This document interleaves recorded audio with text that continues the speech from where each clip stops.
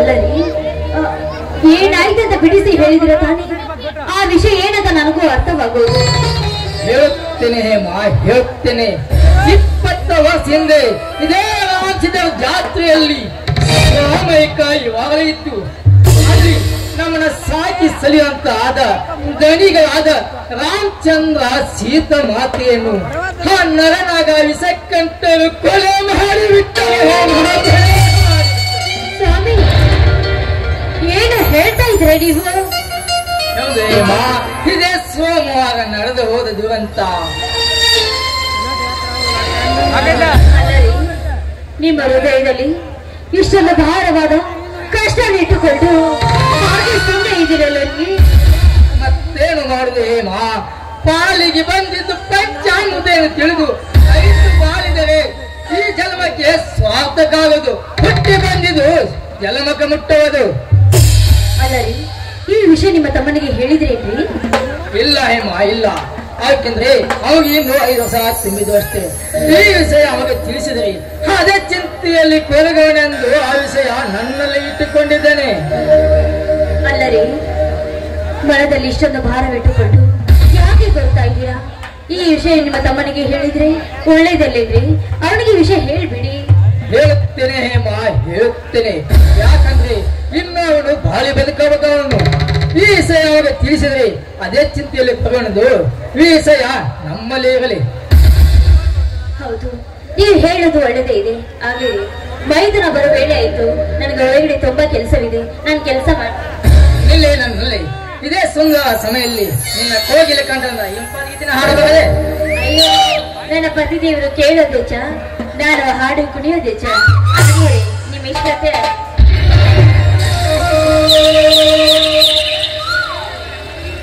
ನೀ ಬಂದರೆ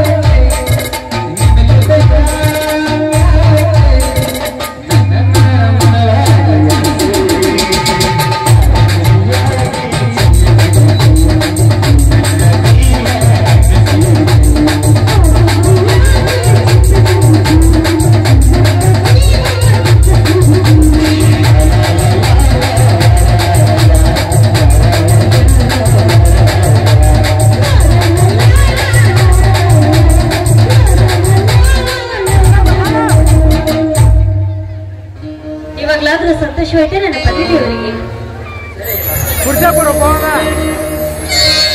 ಅದಕ್ಕೆ ಬಾ ಸದಾ ಈಗ ತಾನೇ ಬಂದಿನಪ್ಪ. ಹೌದು ಅಣ್ಣ, ಈಗ ತಾನೇ ಬಂದೆ. ಬೇಡಪ್ಪ, ಮೊದಲು ದೇವರಿಗೆ ನಮಸ್ಕಾರ ಮಾಡಿ ಆಶೀರ್ವಾದ ಪಡೆದುಕೋ. ದೇವರ ಆಶೀರ್ವಾದದೊಂದಿಗೆ ನಿಮ್ಮ ಆಶೀರ್ವಾದ ಕೂಡ ಮುಖ್ಯ. ಬಾ ಸದಾ, ಮೊದಲು ನಮ್ಮ ಆಶೀರ್ವಾದ ಸದಾ ಕಾಲ ಎದುರುತ್ತೆ. ಮೊದಲವಾಗಿ ರಾಮಸಿದ ಆಶೀರ್ವಾದ ತೆಗೆದುಕೊಂಡು ಬಾ. ಸರಿ ಅಣ್ಣ, ಆಯ್ತು.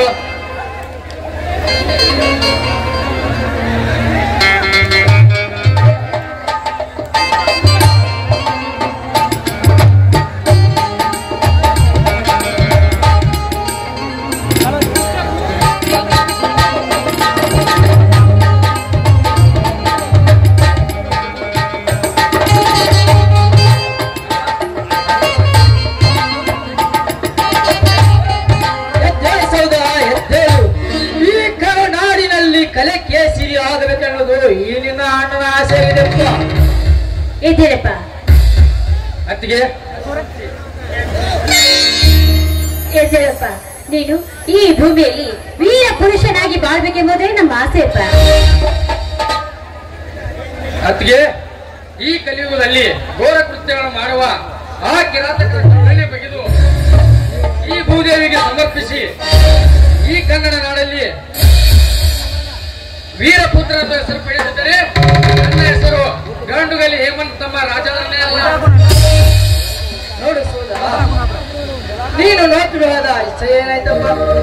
ನೌಕರಿ ನಮ್ಮಂತ ಬಡವರಿಗೆ ಎಲ್ಲಿದೆ ಅಣ್ಣ ನೌಕರಿ? ನೌಕರಿ ಎನ್ನುವ ನಾನುಡಿಗೆ ನೀರಚ್ಚಿ ಬನ್ನಿ ಅಣ್ಣ, ಇನ್ನಲ್ಲೇ ಇರ್ಬೇಕೆಂದು. ಯಾಕಪ್ಪ ಮೈದನ, ಏನಾಯ್ತು ನಿನಗೆ? ಏನಾಯ್ತು ಅಂತ ಬಿಡಿಸಿ ಹೇಳಿದ್ರೆ ತಾನೇ ನಮಗೂ ಅರ್ಥವಾಗುವುದು. ಅದಕ್ಕೆ ಈಗಿನ ಕಾಲದಲ್ಲಿ ನೌಕರಿ ಮಾಡಬೇಕಾದರೆ ಲೆಕ್ಕವಿಲ್ಲದಷ್ಟು ಲಂಚ ಕೊಡಬೇಕು ಈಗಿನ ಲುಚ್ಚಾಧಿಕಾರಿಗಳಿಗೆ. ತಮ್ಮ ಸಹೋದರ ಏನಾಯ್ತು ಅಂತ ಸ್ವಲ್ಪ ತಿಳಿಸಿ ಹೇಳಬಾರದಪ್ಪ. ಅಣ್ಣ, ನೌಕರಿ ಮಾಡಬೇಕಾದರೆ ನಮ್ಮಂತ ಬಡವರು ಲಂಚ ಕೊಡಬೇಕೆಂದು ಹೇಳಿದರು. ಅದು ಅಲ್ಲದೆ ಇನ್ನು 3 ದಿನದಲ್ಲಿ 5 ಲಕ್ಷ ಲಂಚ ಕೊಡಬೇಕೆಂದು ಹೇಳಿದರು. ಅದಕ್ಕೆ ನೌಕರಿ ಬೇಡವೆಂದು ನಿರ್ಧಾರ ಮಾಡಿ ಬಂದೆ ಅಣ್ಣ, ನಿರ್ಧಾರ ಮಾಡಿ ಬಂದೆ. ಮೈದನ, ಏನು ಹೇಳ್ತಾ ಇದೆಯಪ್ಪ ನೀನು? ಬಂದ ನೌಕರಿಯನ್ನು ಬೇಡವಂತ ಬಿಟ್ಟು ಬಂದಿದೀಯಲ್ಲ, ಮುಂದೆ ಏನ್ ಮಾಡ್ಬೇಕಂತ ತೀರ್ಮಾನ ಮಾಡಿದೀಯಾ? ಅತ್ತಿಗೆ, ರೈತ ಉತ್ತಮ ರೈತನಾಗಬೇಕೆಂದು ನಿರ್ಧಾರ ಮಾಡಿದ್ದೇನೆ. ತಮ್ಮ ಸಹೋದರ, ನನ್ನ ತಮ್ಮ ಒಬ್ಬ ಪೊಲೀಸ್ ಇಲ್ಲ ಲಾಯರ್ ಇಲ್ಲ ಡಾಕ್ಟರ್ ಅಂತ ದೊಡ್ಡ ಅಧಿಕಾರದ ಕನಸು ಕಂಡಿದೆ. ಕನಸಿನ ಕಲ್ಪನೆ ಕಡಿಗಿನಂತೆ ನೀಲಿ ಹೋಯ್ತಪ್ಪ ನಾ ಕಂಡ ಕನಸು. ಹೌದಪ್ಪ, ನಿನ್ಗೆ ಸಾಲ ಸೋಲ ಮಾಡಿ ನಿನ್ಗೆ ಕಷ್ಟಪಟ್ಟು ಶಾಲೆ ಕಲಿಸಿದ್ರು. ನೀನೊಬ್ಬ ದೊಡ್ಡ ಅಧಿಕಾರಿ ಆಗ್ಬೇಕಂತ ನಿಮ್ಮನ್ನ ಕನಸು ಕಟ್ಟಿಕೊಂಡು ಕೊಟ್ಟಿದ್ರೆ ಆ ಕನಸು ಇಂದು ನುಚ್ಚುನೂರಾಗಿ ಹೋಯ್ತೆ. ನೋಡಪ್ಪ, ನೀನು ಸಾಲ ಕಲಿಬೇಕು, ಒಬ್ಬ ದೊಡ್ಡ ಅಧಿಕಾರಿ ಆಗ್ಬೇಕಂತ ನಿಮ್ಮ ಅಣ್ಣನ ಆಸೆಯಪ್ಪ. ಅತ್ತಿಗೆ, ಒಬ್ಬ ಪೊಲೀಸ್ ಆದ್ರೆ 4 ಜನ ಕಳ್ಳರಿಗೆ ಶಿಕ್ಷೆ ಕೊಡಿಸಬಹುದು. ಒಬ್ಬ ಲಾಯರ್ ಆದ್ರೆ 4 ಜನಕ್ಕೆ ನ್ಯಾಯ ಹೇಳ್ಬಹುದು. ಹಾಗೆ ಒಬ್ಬ ಡಾಕ್ಟರ್ ಆದ್ರೆ 4 ಜನರ ಜೀವ ಉಳಿಸಬಹುದು. ಪೊಲೀಸ್, ಲಾಯರ್, ಡಾಕ್ಟರ್ ಲಕ್ಷ್ಯಕ್ಕೆ ಎಲ್ಲರೂ ಏನ್ ಬೇಕಾದ್ರೂ ಆಗ್ಬಹುದು. ಆದ್ರೆ ಒಬ್ಬ ರೈತನಾಗಬೇಕಾದ್ರೆ ಪೂರ್ವ ಜನ್ಮದ ಪುಣ್ಯ ಮಾಡ್ಬೇಕನ್ನ, ಪೂರ್ವ ಜನ್ಮದ ಪುಣ್ಯ ಮಾಡಿರ್ಬೇಕು.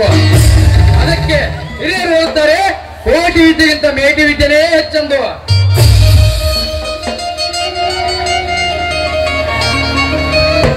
ಅಪ್ಪ ಸಹೋದರ, ನಿನಗೊಂದು ಕಿರ್ಮಾತು ಹೇಳ್ತೀನಿ, ಚೆನ್ನಾಗಿ ನಿಂತ್ಕೊಳ್ಳಪ್ಪ. ಅದೇನು ಅಂತ ಹೇಳೋಣ. ನೋಡ್ತಪ್ಪ ಸಹೋದರ, ಇದೊಂದು ವಿಷ ತುಂಬಿದ ಸಾಮ್ರಾಟ.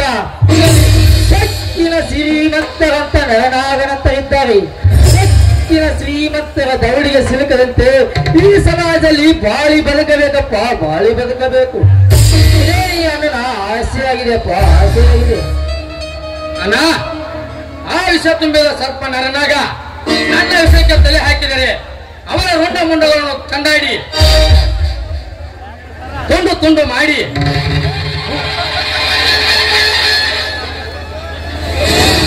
ವಿಷ ತುಂಬಿದ ಸರ್ಪಗಳಿಗೆ ಹುಡುಗ ಹಿಡಿದ ಗರುಡ ನಾನಾಗುವೆ.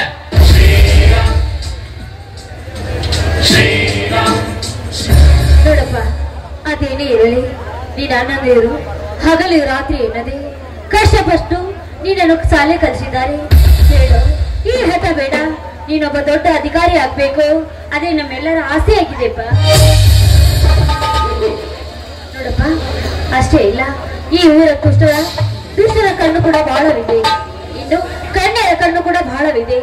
ಯಾವ ದುಷ್ಟ ಕಣ್ಣು ಹಾಗೂ ಈ ಊರಿನ ಹೆಣ್ಣು ಮಕ್ಕಳ ಕಣ್ಣು ನಿನ್ನ ಮೇಲೆ ಬೀಳದೇ ಇರಲಿ, ಹಾಗೆ ಕಾಪಾಡ್ಕೊಂಡು ಹೋಗೋ ಜವಾಬ್ದಾರಿ ನಿನ್ನದಪ್ಪ. ಅತ್ತಿಗೆ, ಕಾಮದಿಂದ ನೋಡಿದ ನಾರಿಯರನ್ನು ಕಣ್ಣುಗಳನ್ನು ಕೆತ್ತೆಸುದು ತಕ್ಕ ಉತ್ತರ ಕೊಟ್ಟು ತಾಯಿಗೆ ಮಗನಾಗಿ ತಂಗಿಗೆ ಅಣ್ಣನಾಗಿ ಈ ಕನ್ನಡ ಭುವನೇಶ್ವರಿಯ ವೀರಪುತ್ರನಾಗುವೆ. ಇದೇ ಈ ರಾಜೇಂದ್ರನ ಜೀವನದ ಹೋರಾಟ. ಬಡವ ಕೋಪ ದವಡಿಗೆ ಮೂಲವಾಗದಪ್ಪ, ಮೂಲವಾಗಬಾರದು. ಅಲ್ಲ, ಏಕೆ ನನ್ನ ಮೇಲೆ ಅಪನಂಬಿಕೆ? ಇವನು ಅತ್ಯಂತ ಗಂಡಲ್ಲ, ಇಡೀ ಬ್ರಹ್ಮಾಂಡವನ್ನೇ ಗುಡಿವಡಿಸಿ ಕಡಿಲಾಗಿ ಹರಿಸಬಲ್ಲೆ. ಈ ವಜ್ರ ಮುಷ್ಟಿಯಿಂದ ಆಕಾಶಕ್ಕೆ ಗುದ್ದಿ ಸಿಡಿಲು ತರಿಸಬಲ್ಲೆ. ನಮ್ಮ ಸೋದರ, ನೀನಾಡುವ ನುಡಿ ಕೇಳಿದರೆ ಹೊಸದು ಹೊಟ್ಟಿ ಕೂಡ ಹಿಂಗಿ ಕಾಲ ಕೂಡ ಸಂತೋಷವಾಗುತ್ತಿದೆಪ್ಪ, ಸಂತೋಷವಾಗುತ್ತದೆ. ತುಂಬಾ ಸಮಯವಾಯ್ತು, ಬಾರಪ್ಪ, ಈಗ ಸಿಹಿಯಾದ ಹೋಳಿಗೆ ಮಾಡಿದ್ದೇನೆ, ಎಲ್ಲ ಸೇರಿ ಊಟ ಮಾಡೋದಂತೆ. ಅತ್ತಿಗೆ, ಊಟ ಮಾಡುವುದರ ಪೂರ್ವದಲ್ಲಿ ಮೊದಲು ನಿಮ್ಮ ಬಾಯಿಂದ ಒಂದು ಸಿಹಿಯಾದ ಗೀತೆ ಕೇಳಬೇಕು ಅನ್ನೋದೇ ನನ್ನ ಆಸೆ. ಹೌದಪ್ಪ, ನನಗೂ ಕೂಡ ಅದೇ ಆಸೆ. ಎಲ್ಲರೂ ಸೇರಿ ಕೂಡಿ ಬಾಳಬೇಕು, ಕೂಡಿ ಹಾಡಬೇಕು, ಎಲ್ಲರೂ ಸೇರಿ ಕೂಡಿ ಇರ್ಬೇಕೆಂಬ ತುಂಬಾನೇ ಆಸೆ. ಬನ್ನಿಪ್ಪ, ಎಲ್ಲರೂ ಸೇರಿ ಹಾಡಿನಲ್ಲಿ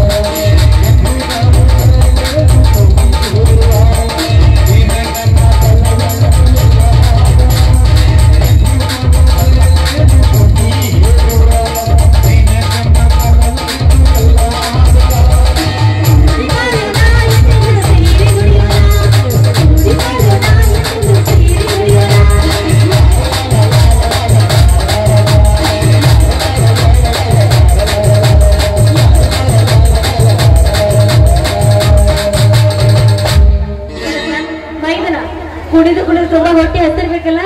ಅಯ್ಯೋ, ನನ್ನ ಮುದ್ದು ಮೈದನ, ನನ್ನ ಬೈದು ನೋಡಿದ್ರೆ ನನ್ನದೇ ದೃಷ್ಟಿ ತಾಕುತ್ತದೆ. ಈ ಊರು ಹುಡುಗಿಯರ ಕಣ್ಣು ಯಾರು ಕಣ್ಣು ನನ್ನ ಮೈದಿನ ಮೇಲೆ ಬೀಳದೇ ಇರ್ಲಪ್ಪ. ಎಲ್ಲರೂ ಸೇರಿ ಒಟ್ಟಿಗೆ ಹೋಗೋಣ. ಬರ್ರಿ, ಮಾಡಿದವರಿಗೆ ತಪ್ಪಾಗುತ್ತೆ. ಎಲ್ಲ ಸೇರಿ ಊಟ ಮಾಡೋಣ.